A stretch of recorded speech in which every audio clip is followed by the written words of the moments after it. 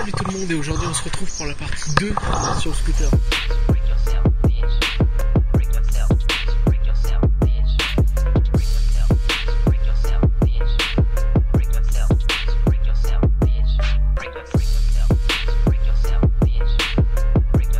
Aujourd'hui je vais vous expliquer les quelques modifications que j'ai fait en plus. Donc déjà d'une, là j'ai mis un kit dessus, donc on arrive sur du 80 cm3, donc ça marche très très bien. J'ai acheté le truc sur AliExpress, donc pour à peine 20 € je crois. Donc au début je m'attendais à de la merde, mais au final non, il marche très bien. On arrive à faire du 90 en ligne droite, chargé et sans se pencher pour avoir de la vitesse. Et après en se penchant sans être chargé, on doit taper peut-être un 100 km/h. Et pour ça il faut faire quelque chose, parce que sinon même en installant le kit on arrivera toujours à 80 km/h. J'ai fait plusieurs choses déjà. Donc dans la boîte de vitesse, parce que juste après votre transmission en fait vous avez une boîte de vitesse avec plusieurs pignons qui vous fait une démultiplication au niveau de la roue. Donc pour 14 tours ici, la roue en fait n'en fera qu'un par exemple. Moi je sais que c'est 12 tours pour un tour de roue, alors que d'origine je crois que c'est 24 tours pour un tour de roue.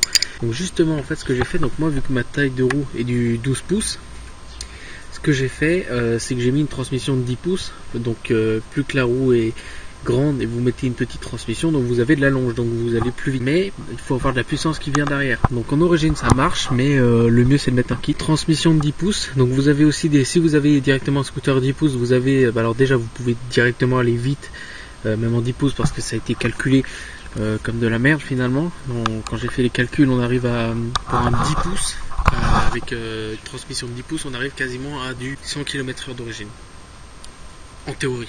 Après en pratique c'est pas jamais la même chose. Par exemple là par contre, si en 12 pouces j'avais laissé la transmission d'origine, le maximum était que de 80 km/h. Donc là au final il faut mettre une transmission de 10 pouces, mais le mieux c'est de mettre une transmission de 10 pouces comme là, ou alors mettre une transmission longue comme on nous vend sur internet. Pour les tutos de démontage il y en a, et puis de toute façon c'est sortir ça en fait. Donc bon, vous trouverez sur internet. Monter un kit, vous montrez sur internet aussi. Par contre il faut faire gaffe quand vous montez un kit, c'est les segmentations en fait, il faut bien les tailler, parce que quand j'ai commandé la segmentation n'était pas faite du tout.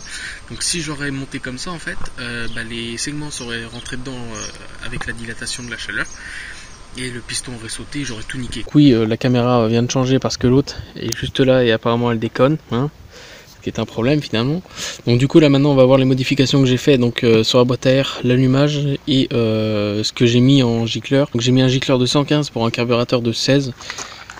Donc c'est le carburateur d'origine, j'ai rien fait dessus, hein. Et j'ai ma pompe de reprise qui est morte, là, elle a pété, donc je sais pas si on va pouvoir la voir.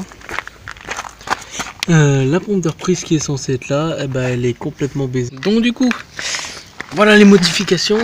Alors, on a sur la boîte à air, là il y avait 2 trous d'origine que j'avais fait, mais c'était une petite préparation, donc au final j'ai dû les reboucher. On a notre entrée que j'ai littéralement agrandi. Donc déjà avec ça j'étais obligé de passer un gicleur de 80 d'origine, non 75 d'origine, à un gicleur de 85, et il y avait une bride dans le tuyau aussi. Donc en gros vous avez votre tuyau normal, et en fait ça faisait un rétrécissement et ça regroupe. Enfin, j'ai gratté, donc on le verra pas d'ici. Grosse préparation aussi sur le boîtier. Donc là les trous. Donc là si ça rentre pas c'est qu'il y a un problème.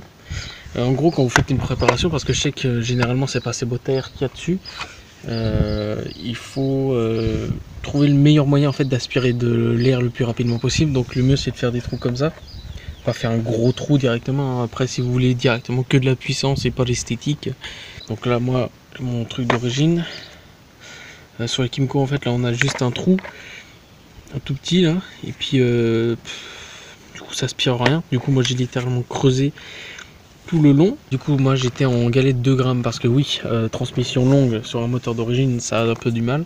Du coup j'ai dû repasser en 5.5. Du côté de l'allumage, j'espère que l'on va voir. Donc ce qu'on peut faire à côté de l'allumage, on peut le décaler malgré le CDI qui est déjà décalé au niveau du boîtier à l'avant là. On peut encore décaler l'allumage en jouant sur la patte de fixation. Et je sais que alors par exemple moi sur mon moteur c'est pas un problème, j'ai une longue plage d'allumage, donc là, une longue plage d'allumage. Par contre, je sais que j'ai récupéré un autre moteur. Il n'y a qu'une petite plage d'allumage, donc ça peut être très utile sur les moteurs de 10 pouces généralement, qui ont une petite plage d'allumage. Donc en fait, ce que vous faites, j'ai vu ça par un américain, et franchement, c'est pas con. Vous creusez dans la matière au niveau du capteur. Le focus, s'il te plaît, voilà.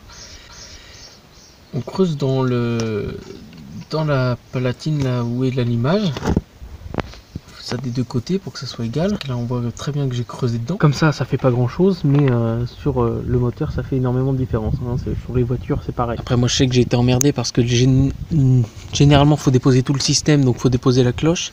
Moi ce que j'ai fait c'est que j'ai directement sorti ça et j'ai dessoudé derrière le capteur et puis j'ai ressoudé après, hein. Donc voilà pour les modifications. Sinon après oui, le kit moi j'en suis très content, je l'ai acheté pour que dalle sur internet finalement, mais ouais franchement pas de problème de ce côté là. J'ai rodé 100 km, donc ça suffit amplement, hein. Ce que j'ai fait c'est que j'ai gratté un peu sur le piston qui était un peu mal usiné. Sinon le cylindre était bien usiné de ce côté là, ça c'est pas un problème. Comme je vous ai dit, on fait un bon 80-90 sur du plat en étant... là j'étais chargé, première fois que je roulais, parce que le temps de merde il est là. Première fois que je roulais tranquillement avec à 90, donc j'étais derrière les bagnoles, enfin je les rattrapais certaines. Donc ça fait tellement du bien, hein, franchement, de rattraper les bagnoles au lieu de rester derrière, qu'on se fasse doubler tout le temps. Et ouais, en descente avec la configuration que j'ai, on peut bien taper le 100-105. Osef. Largement, voire plus, voire moins. Sinon aussi, je suis très content des retours de la dernière vidéo sur la partie 1. Vous m'avez posé plein de questions. Le moteur étant pas très connu, je comprends pourquoi aussi. J'espère que cette vidéo vous aura plu. Salut!